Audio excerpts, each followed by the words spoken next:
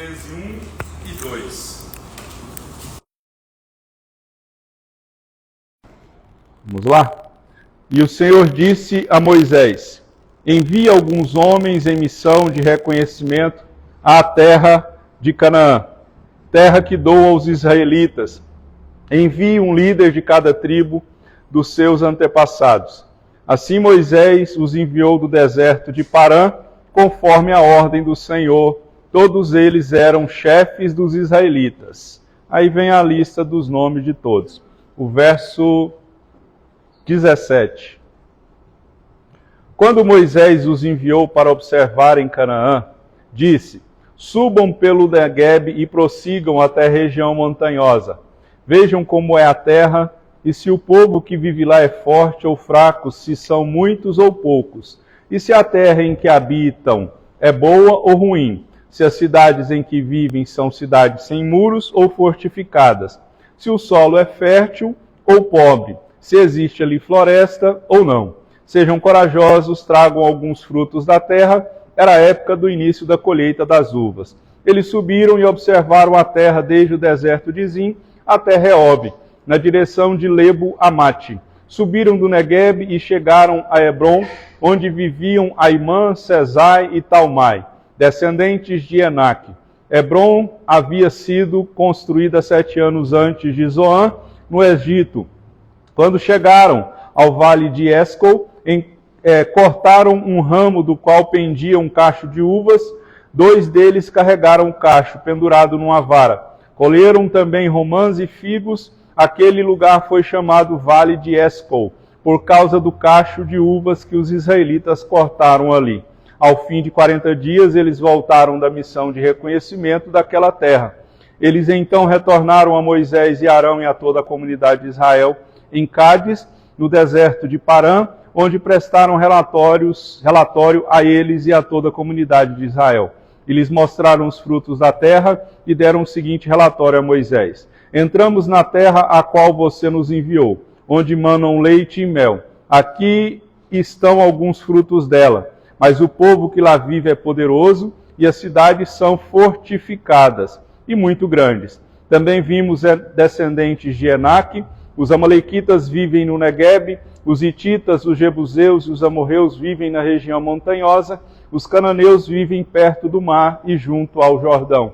Então Calebe fez o povo calar-se perante Moisés e disse: subamos e tomemos posse da terra, é certo que venceremos. Mas os homens que tinham ido com ele disseram: não podemos atacar aquele povo, é mais forte do que nós. E espalharam entre os israelitas um relatório negativo acerca daquela terra. Disseram: a terra para a qual fomos em missão de reconhecimento devora os que nela vivem. Todos os que vimos são de grande estatura. Vimos também os gigantes, os descendentes de Enaque, diante de quem parecíamos gafanhotos, a nós e a eles.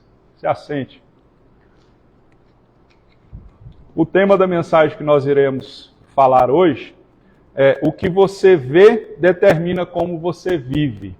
Amém? Porque nós fomos chamados por Deus, não foi meramente para nós vivermos de qualquer forma.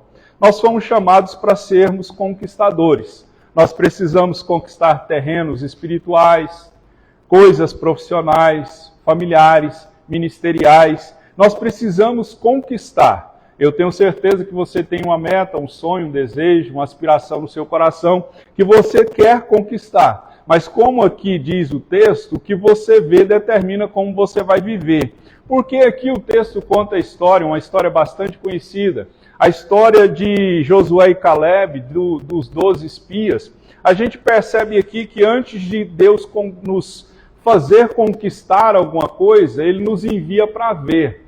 Você pode perceber aqui que Deus, antes de dar a terra, mandou que eles fossem espiar a terra. A gente percebe que o modo como a gente enxerga a promessa de Deus vai definir a nossa atitude, os nossos passos de fé. Porque eu sempre digo que o problema não é o problema é como eu reajo ao problema, não é? Então, eu tenho problema, você tem problema, mas o problema não é o problema, é a reação a esse problema que vai mostrar a nossa atitude. Então, o modo como a gente enxerga as promessas de Deus define a nossa atitude. Porque tem gente que tem promessa, enxergou a promessa, reconheceu a promessa, sabe a promessa, mas não tem atitude para conquistar a promessa. E Tiago, ele disse que a fé sem obra, ela é morta. Até o diabo tem fé, mas ele não obedece. Então a gente percebe que Números 13 conta a história de 12 homens, de como 12 homens viram a mesma terra, mas esses 12 homens que viram a mesma terra, eles voltaram com visões completamente diferentes umas das outras. A gente sabe que todos viram a mesma terra, mas os relatórios foram diferentes.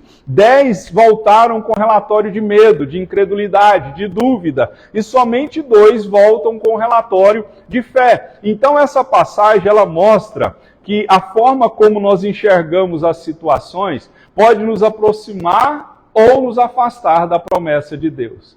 Porque a gente tem que entender o seguinte, aqui eles tinham que conquistar terras que estavam ocupadas. Né? Até esses dias para trás eu até brinquei, parece que era o sem terra do dia de hoje, né?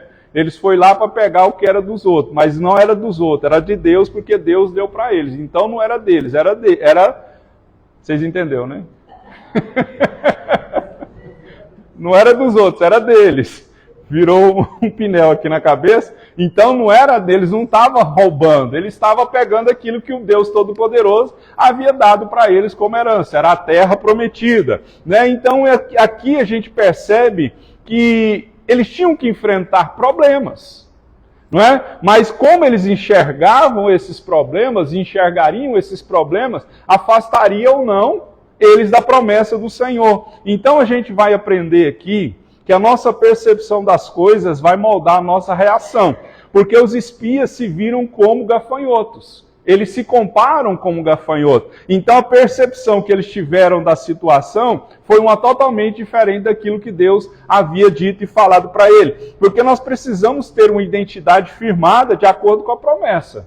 Eu me lembro uma vez que eu li ou ouvi uma frase que diz assim, eu sou o que a Bíblia diz que eu sou, eu posso o que a Bíblia diz que eu posso e eu tenho o que a Bíblia diz que eu tenho.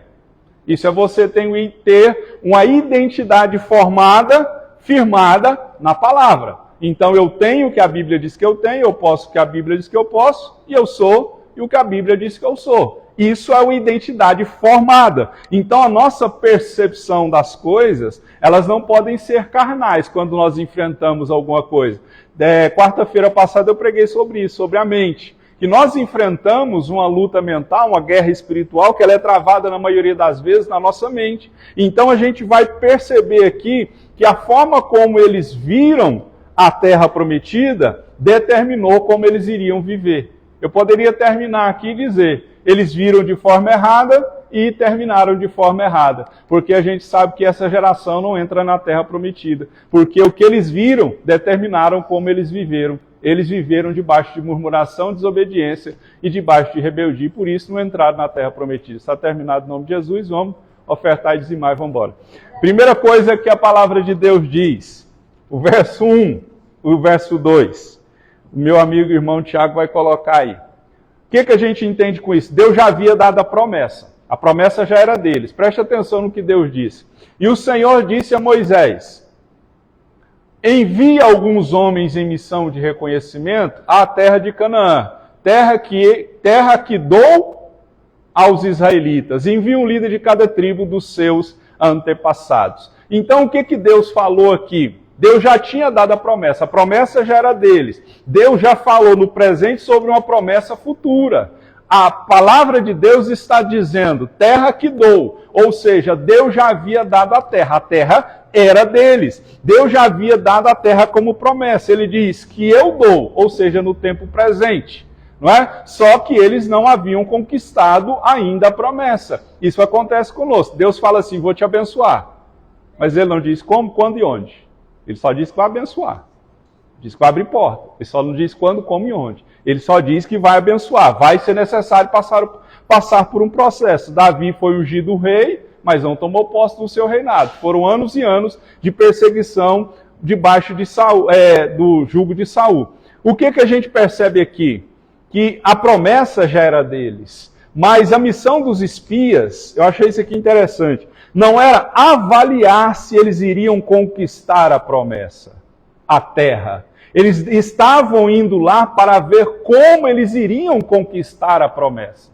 Deus não estava perguntando se eles como, não. Deus estava dizendo, vai lá e vê como vocês vão conquistar. Não é para vocês avaliar, é só para você definir a estratégia. A terra é de vocês.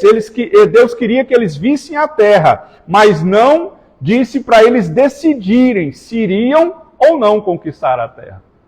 Você entende? A terra já era deles. Deus não perguntou se vocês querem. Não, Deus deu uma ordem. A terra é de vocês, mas vocês vão ter que ir lá. Então, o que a gente entende com isso? Aplicando isso na nossa vida. Quantas vezes Deus já confirmou a promessa para mim e para você, mas eu e você ainda ficamos esperando sinais? Não é? Quem sabe você ainda está querendo confirmações, sinais, provas. Então a gente, muitas vezes, nessa euforia, nesse desespero de ficar pedindo sinais, confirmações, isso demonstra incredulidade, demonstra falta de fé, demonstra dúvida.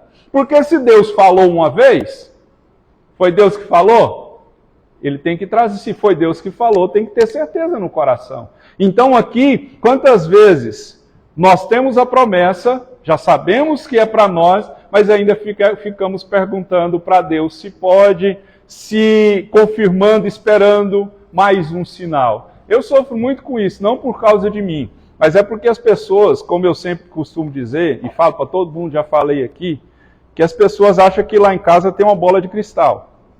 E as pessoas acham que eu sei o futuro. Eu não sei o futuro. Eu não sei o que vai acontecer comigo, com você. Eu simplesmente tenho um dom dado por Deus e creio nesse dom que Deus é capaz de revelar passado, presente e futuro, mas é quando Ele quer. Não é quando eu quero. Aí as pessoas pegam e oram para mim assim, pastor, vê aí o que Deus fala. Aí eu fico pensando assim, parece que é tão fácil. Não é? Põe a moedinha. Não, eu tenho que orar também, e tem que esperar um tempo. Né? Então, às vezes, você já sabe. Né? Às vezes, Deus está te respondendo, Irene. Né?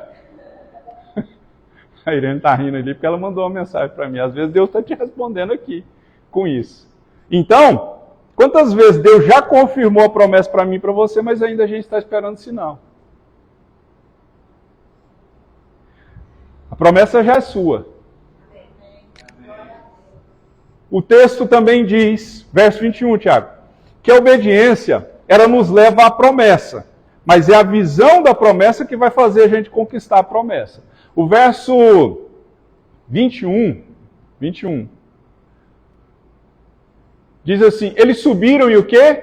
Observaram a terra, desde o deserto de Zin até Reob na direção de Lebo-Amate. Eles sobem e observam. Então eles obedecem, eles subiram, exploraram a terra, eles obedeceram a ordem de Moisés. Eles fizeram conforme Deus havia dito, segundo a orientação de Moisés. Esse era o primeiro passo, obediência. Mas eles obedeceram, mas isso não foi suficiente, porque o modo como eles viram fez toda a diferença.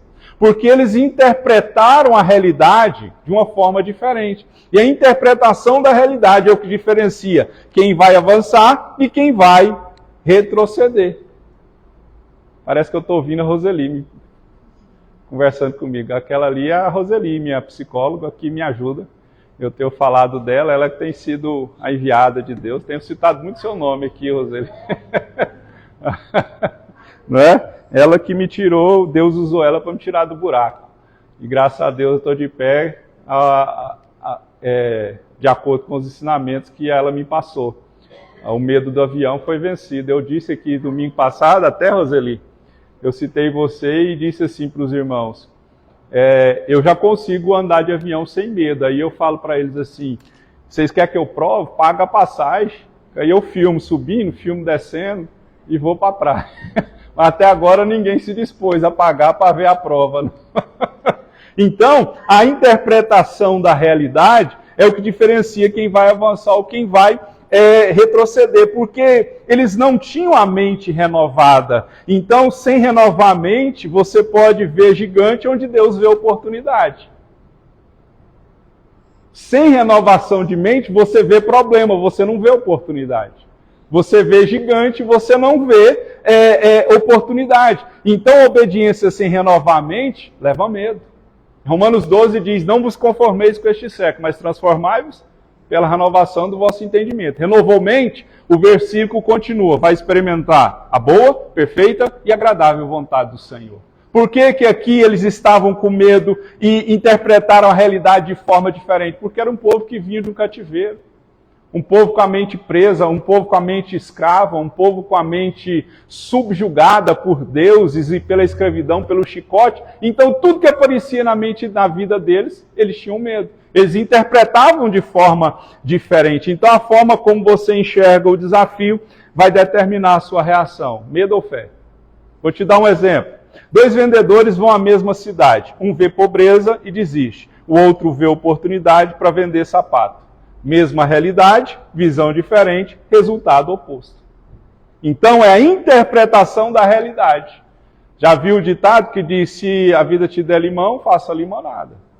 Eu costumo usar os camelôs. O que o camelô vende na época de chuva? Ele interpreta a realidade de uma forma diferente, ele não vê o problema na chuva, ele vê a solução para ganhar dinheiro na chuva. Então a gente tem que entender o seguinte, mesma realidade, visão diferente, várias pessoas, mas viram de forma diferente. Então a mente vai influenciar o nosso comportamento, nossos pensamentos influenciam as nossas atitudes. Provérbios 23, 7a, ele diz, assim como você imagina em sua alma, assim vai ser. Então, a interpretação da realidade, sem obedecer, sem renovar a mente, você vai ver gigante onde Deus está vendo oportunidade. Às vezes você está vendo gigante, Deus está vendo oportunidade. Quem ouviu o que eu disse hoje, é uma oportunidade. Uns vai chorar, outros vai sorrir. Outra coisa que o texto diz, verso 23 e 28. Aqui está cortado, mas eu vou ler só o pedacinho que está aqui. Mas está nesses versículos aí. Trouxeram alguns dos frutos da terra, porém o povo que vive lá é poderoso. É um resumo desses 2 versículos. O que se entende aqui? Quando eles chegam na terra, os frutos eram visíveis, mas eles exageram nos gigantes. Eles disseram, trouxemos alguns frutos da terra, mas o povo que vive lá é gigante, é numeroso. Ou seja, eles viram que a terra era boa, eles viram uvas, eles viram romãs, figos, frutos da promessa. Eles viram as bênçãos, eles viram os benefícios, eles viram as bênçãos concretas. Mas ao invés de focar nas bênçãos que eles estavam vendo, eles focaram no medo.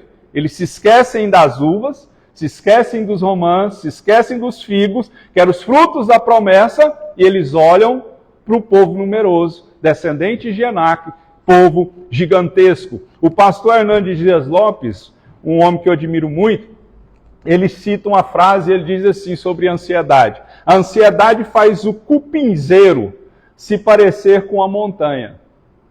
Já viu? Cupim no meio do cerrado? Quem vive ansioso acha que aquilo ali é uma montanha. Então, a ansiedade ela tem o poder de superdimensionar um problema que às vezes pode parecer pequeno. Então, eles viram a promessa, mas focaram no medo. Eles deram mais atenção ao medo que à abundância.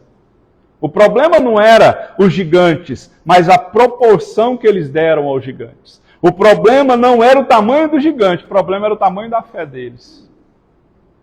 O problema não era a estatura do gigante, o problema era a fé deles, que era pouca. Então o nosso problema não é o gigante, é a nossa fé que é pouca. É a nossa fé que não consegue alcançar. Então, em vez de focar na dificuldade, foque nos sinais que Deus já te mostrou. Ele já te deu o fruto da promessa. Às vezes Deus está te dando sinais. Nós falamos agora há pouco sobre sinais. E às vezes a gente está focando mais na dificuldade, fala Deus, na dificuldade do que nos sinais que Deus está mostrando. Então, preste atenção. Não amplifique o problema, amplifique a promessa. Não amplifique o problema, amplifique a promessa. É simples, é só olhar para Pedro quando ele está andando sobre as águas. Enquanto ele não olha para o vento, ele continua caminhando. Ele olhou para o vento, afogou, afundou. Então a gente é assim, a gente vive por fé, a gente não vive pelo que vê. A gente, Hebreus 11 diz, a fé é a certeza daquilo que esperamos, é a prova daquilo que nós não vemos. Então, queridos, os frutos eram visíveis, mas eles exageraram no problema. O texto mais à frente diz que um cacho de uva, 2 homens carregaram. Eu imagino o preço do cacho de uva, se for no supermercado para os dias de hoje. Esses dias foi... pegaram, não viram, pegaram, desfrutaram. Certamente eles comeram ali do fruto daquela terra. Né? Bem lembrado. Eu me lembro que quinta-feira, foi quinta que a gente foi no Tatico? Foi quarta passada. Quinta-feira. A gente passou no Tatico ali, comprou umas frutas, e a Laura, pai, uma caixa de morango, R$15. Aí um dia ela falou para mim assim, meu pai, como que uma pessoa com salário mínimo vive? Ela sobrevive, ela não vive, né? Mas vive. Eu já vivi com nada. Vive, Deus supre a necessidade. Então, não amplifique o problema, amplifique a promessa. Você tem o fruto visível, mas se você exagerar no problema, você vai focar só no problema. Amém? Então, em vez de focar na dificuldade, foque nos sinais que Deus já te mostrou. Ele já te deu frutos. Ele já te mostrou. Normalmente é assim. Você já viu a história, não sei se é a história de Joãozinho e Maria, sei lá, aquela que coloca o pãozinho. É essa? É? Vai colocando o pãozinho. É Joãozinho e Maria? Coloca o pãozinho, não sei como é que é a história, o Joãozinho vai seguindo os pãozinhos. Depois vocês vê lá. Então, é história antiga. Outra coisa que a gente aprende com o texto. Que a fé de muitos pode contribuir para a conquista de muitos. Verso 30.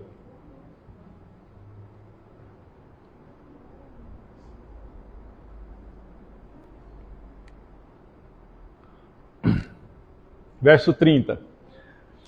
O texto diz: Então Caleb fez o povo calar-se perante Moisés e disse: Subamos e tomemos posse da terra, é certo que viveremos, que venceremos. O que acontece aqui? A fé de Caleb contribui para a conquista de muitas pessoas. Por quê? Caleb vê a bagunça que está, 10 homens murmurando, questionando, contaminando outras pessoas com medo e com a preocupação, com a ansiedade. E o que acontece? Caleb foi a voz de fé no meio do caos. Caleb foi aquela pessoa que quando ela vê a bagunça, ele chega com autoridade, bate na mesa, manda todo mundo calar, manda todo mundo sentar e fala aí, opa, por que vocês estão assim? Por que vocês estão com medo, ansiosos, preocupados? Caleb ele não nega que tinha desafios, mas ele não foca no problema, ele foca na fidelidade daquele que mandou espiar e conquistar a terra. Ele não nega que tinha problema, nós não negamos que temos problema. Nós temos muitos problemas. Ele sabia que não era sobre eles, mas sobre quem havia enviado eles. Então, em tempos de dúvida coletiva, Deus levanta vozes de fé, como Caleb e como Josué. Você já percebeu que os dias que a gente está vivendo, há uma dúvida e uma incredulidade, o amor se esfriou, e a iniquidade aumentou, o pecado... Nós estamos vivendo da época da geração dos pais de bebê reborn. Né? Isso poderia ser uma psicopatia, uma loucura coletiva. Não é? As pessoas elas não estão querendo mais enfrentar problemas, não querem mais... É uma geração fraca. É uma geração fraca. porque ela não suporta enfrentar problema. Eu vi não sei se vocês viram, um professor de educação física numa escola. O aluno desobedeceu lá, ele lá, não fez a tarefa. Educação física, o que faz educação física? Ele estava na quadra. O professor pegou e ele não fez a tarefa, o professor falou para ele, dá 10 voltas na quadra. O Enzo, perdão pelos Enzo, foi na mamãe chorando, e a mamãe, ao invés de puxar a orelha do demôniozinho, perdão pela expressão, não, foi no diretor, foi na justiça, resultado, professor despedido. Porque estava fazendo o papel dele, corrigindo. Então a gente percebe que no meio do caos que a gente está vivendo, a gente tem que ser luz em meio às trevas, se levantar e dizer, não é assim. E quem tem que fazer isso? É nós que é mais velho mesmo. Que é a geração diferente da de hoje. É a gente que tem que, puxar a orelha. É por isso que ninguém gosta de mim como pastor, porque eu não calo a boca. E eu que tenho que falar, um rapaz foi lá em casa ontem conversar comigo, e ele já me conhece, congregou na outra igreja há muito tempo, e ele diz assim, ele já entrou, segurou na minha mão, Deus, acalma o coração do teu servo, fortalece o coração do seu servo, porque ele sabia que eu ia dar bronca nele, e não deu outra. Então, a gente tem que ser a voz de fé no meio do caos. Senhora? Ele foi buscando o chicote, ele sabia. Então, a sua fé pode contribuir para a conquista de muitos. Entenda o seguinte, Deus usa pessoas fiéis para influenciar outras pessoas. Um crente fiel, firme, pode ser o canal de bênção para salvar toda a família. Atos 16:31 diz, eu e minha casa serviremos ao Senhor. Eu sempre digo, antes da casa servir ao Senhor, tenho eu. Se eu não sou firme no Senhor, os outros não vão ser. Tenho eu. Eu e minha casa serviremos ao Senhor. Então seja a pessoa que inflama a fé no grupo e não que propaga o pânico. Se você olhar para José, José mudou a história de um país e mudou a história da família dele. Então, queridos, a sua fé pode contribuir para a mudança de muitos, para a conquista de muitos. Imagina se eu tivesse parado. Você não estaria aqui ouvindo. Imagina se você tivesse parado. Sua família não seria o que é hoje. Então a gente tem que entender que a nossa atitude pode impactar a família, pode impactar ministério, igreja, cidade. O evangelho chegou até nós hoje. Por que a gente prega hoje? Porque poucos fiéis, ao longo de gerações, foram fiéis e influenciaram a vida de outras pessoas. Então a sua fé tem que ser a fé de Caleb. Caleb chega e diz, então Caleb fez o povo calar-se perante Moisés. Olha a fé desse homem. Ele disse, subamos e tomamos posse da terra, é certo que venceremos. Posição de fé, posição de coragem. Mudou o ambiente. É o exemplo que eu sempre uso. Que tem o crente termômetro e o termostato. Qual que é o termômetro? O termômetro ele só mede a temperatura. Se está quente, quente. Se está frio, ele fica frio. O termostato que tem no ar-condicionado, se está quente, ele vai fazer ficar frio. Então, o crente que é termostato, ele influencia o ambiente. Foi isso que Caleb fez. Ele influenciou o ambiente. Então, onde você chegar, você tem que influenciar o ambiente. Você não pode ser consumido pelo ambiente. Ok? Vamos lá. O culto está acabando. Daqui umas 2, 3 horas a gente vai embora.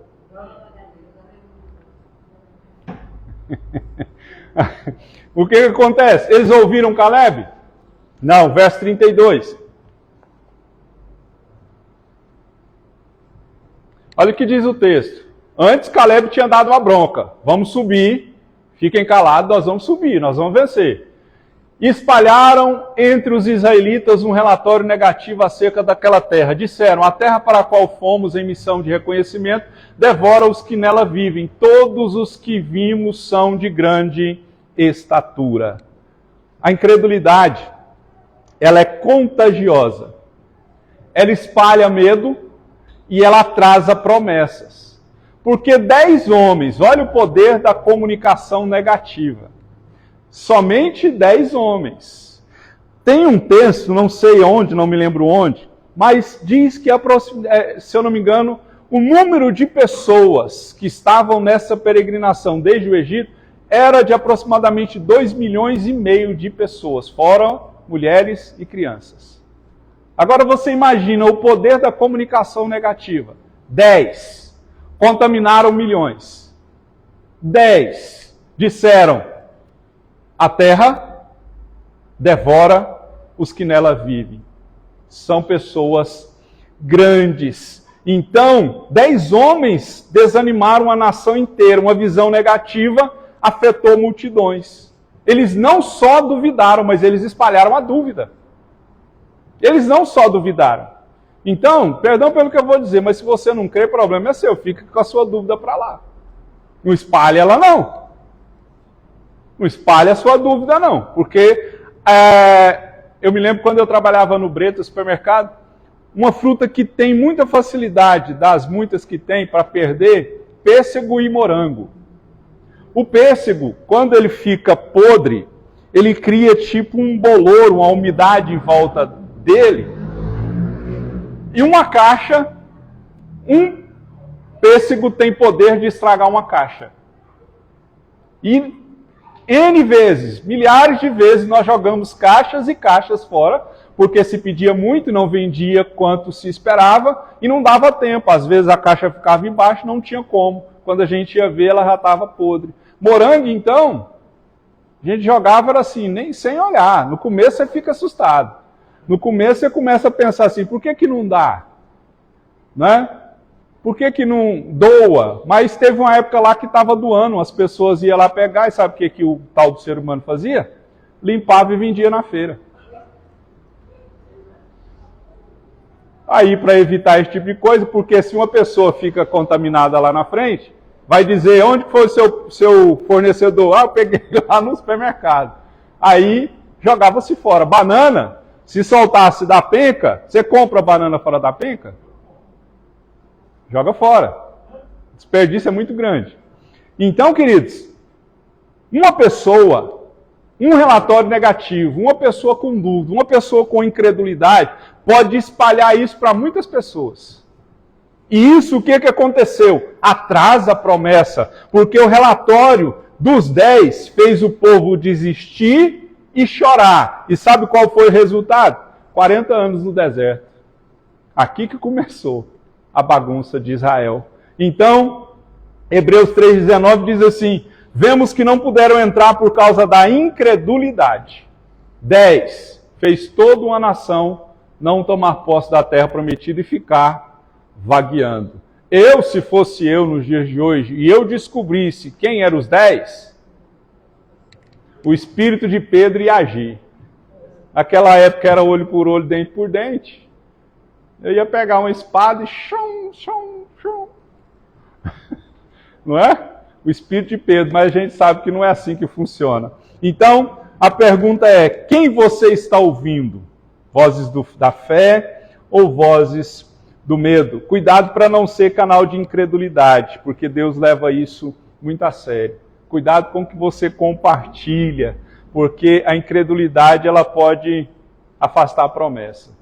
Então, um incrédulo pode afastar a promessa.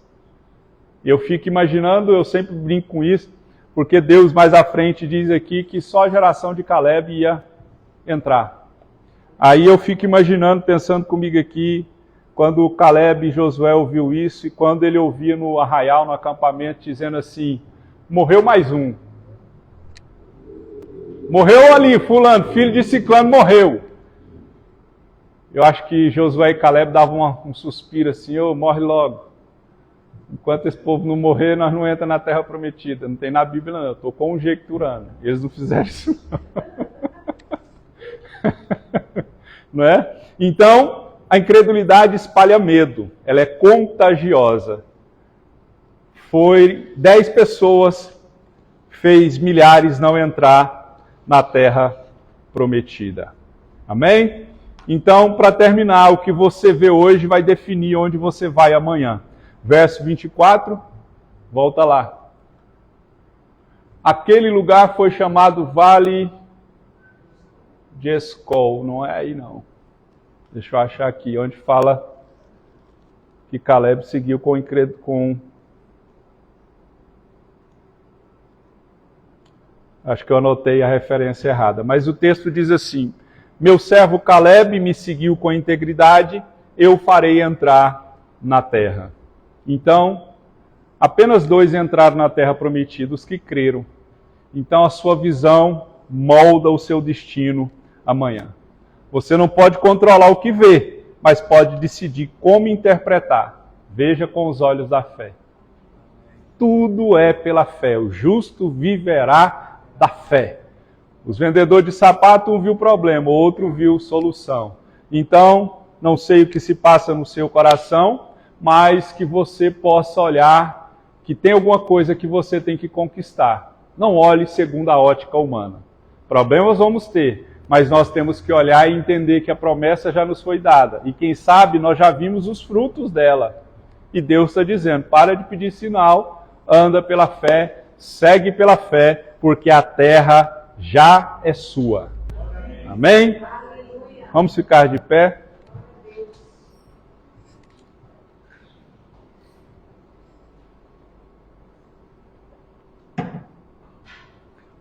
Nós vamos orar para pedir que o Senhor cure a nossa visão espiritual, para que a gente decida ver com os olhos da fé, para que a gente seja como Caleb e como Josué, que permaneceram firmes quando todos duvidaram.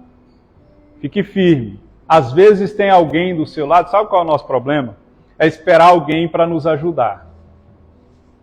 Não é? É esperar alguém para dizer assim, vai dar certo. Vai, não. E normalmente a gente só aparece pessoa. Desiste disso, não vai mais na igreja, você não vai conseguir, você não pode. Só essas palavras. E normalmente a gente é levado por essas influências e por essas opiniões. E esquece da promessa. Amém? Então mesmo quando todos duvidarem, peça coragem para ser como Caleb e Josué. Decida ver com os olhos da fé.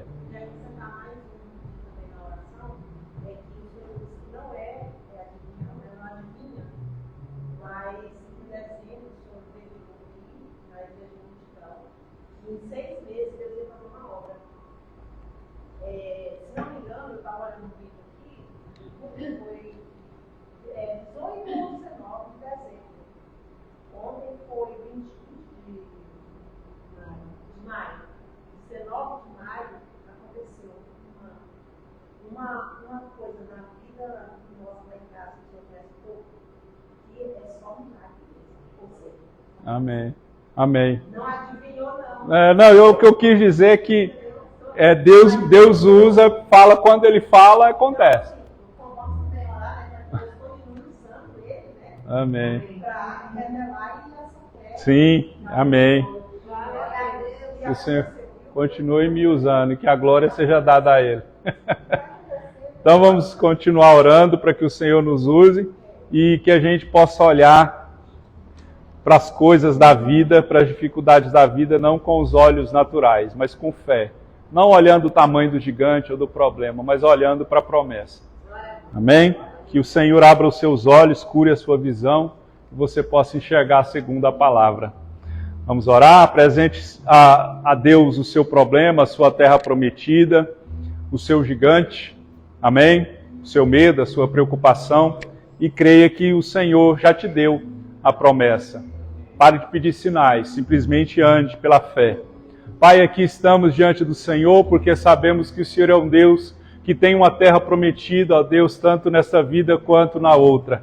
Sabemos, ó Deus, que há muitos gigantes, mas nós não podemos, ó Deus, ter uma interpretação errada das coisas. Nós precisamos parar de olhar, ó Deus, com incredulidade, com medo, ó Deus, e com preocupação para as coisas que surgem, ó Deus, na nossa vida. Há uma terra a ser conquistada, há um terreno a ser conquistado, há um alvo a ser alcançado. e muitas coisas vão tentar nos impedir, ó Deus, de chegar até o destino. Medo, a incredulidade, ó Deus, um relatório negativo, dizendo que não tem como, dizendo que é impossível. São muitas as situações que vão tentar nos impedir, ó Deus, e que vão querer nos fazer parar. Mas nós temos que fazer como a palavra de Deus diz, prosseguir rumo ao alvo. Ó Deus, para alcançar o que o Senhor tem para nós. Que o Senhor não deixe com que nós venhamos incredulizar ou duvidar, ou até mesmo superdimensionar um problema, ó Deus, que não é tão grande quanto a gente pensa. Que nós possamos descansar no Senhor, crer que o Senhor é o nosso Deus, crer que o Senhor, ó Deus, tem uma promessa, e o Senhor já nos deu, ó Deus, frutos visíveis da promessa. Que nós possamos, ó Deus, ter os olhos da fé, que o Senhor, ó Deus, coloque o colírio em nossos olhos, tire as escamas dos nossos olhos, e nos faz ver, Senhor, não o medo, não, ó Deus, o problema, mas nos faz ver, Senhor, a Tua promessa. A Tua promessa é que nos dá vida no dia da dor, da agonia, é a Sua promessa que nos sustenta, quando, ó Deus, não temos mais direção. Que nós sejamos, ó Deus, como Calebe, a voz da fé no meio do caos. Que nós possamos, ó Deus, ser aquela pessoa que não é influenciada, ó Deus, mas é aquela pessoa que influencia outros a terem fé. Que nós, ó Deus, não sejamos subjugados por, ó Deus, pensamentos, ó Deus, e atitudes que não condizem com a Sua palavra. Que nós possamos ser como Calebe, que disse, nós vamos subir, nós temos certeza, é certo que nós vamos vencer, porque o Senhor peleja por nós. Eu agradeço a vida de cada um nesta noite, que o Senhor abençoe, ó Deus, a cada um, e que o Senhor, ó Deus, nos fortaleça para nós andarmos não pela vista, mas sim pela fé no Senhor. É o que eu te peço, no nome de Jesus. Amém? Nós vamos cantar, caso você queira, possa ofertar, dizimar a obra do Senhor. Esse é o momento. Nas cadeiras aí tem o QR Code. Amém? Vamos cantar.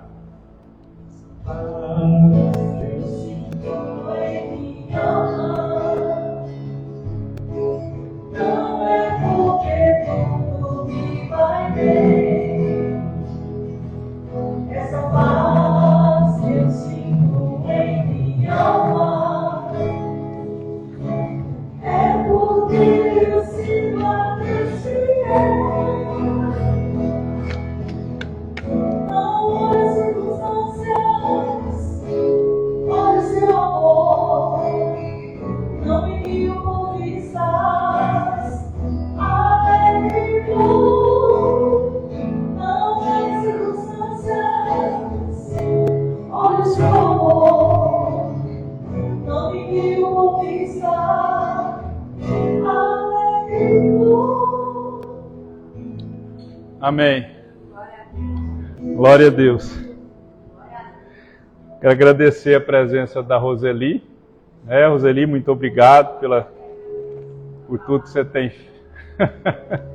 Amém. Roseli congregou com a gente aqui há uns anos atrás, né? E ela foi morar lá no Salvador. Agora está morando aonde? No Ceará. Só lugar ruim, né? Eu acho que eu vou abrir uma igreja lá no mar também. Laberano. Né, Vanessa? Vamos abrir uma igreja lá assim. Abre a porta, dá de frente para o mar. Eu também amo a praia. Eu não gosto de frio, gosto da praia. Amém? Deus abençoe Roseli, sua mãe. Né? Deus abençoe vocês. E muito obrigado pelo que você tem feito por mim. Amém? Vamos orar, vamos agradecer ao Senhor. Pai, eu quero te honrar, te glorificar pela sua presença no nosso meio. Sua palavra nunca volta vazia. Sua palavra sempre, ó Deus, produz frutos. Frutos de vida, de liberdade, de coragem, frutos de fé. Que nós hoje saiamos daqui cheios da sua presença, voltados com os nossos olhos não para o problema, mas voltados, ó Deus, os nossos olhos para a promessa. Eu creio que o Senhor é o nosso Redentor e o Senhor há de se levantar em nosso favor. Abre porta onde não tem, Senhor, Guia, Senhor, a tua igreja, supre as necessidades do seu povo e que a graça, a paz, a comunhão e a consolação do Senhor seja sobre o seu povo, no nome de Jesus. Amém? Está terminado em nome de Jesus.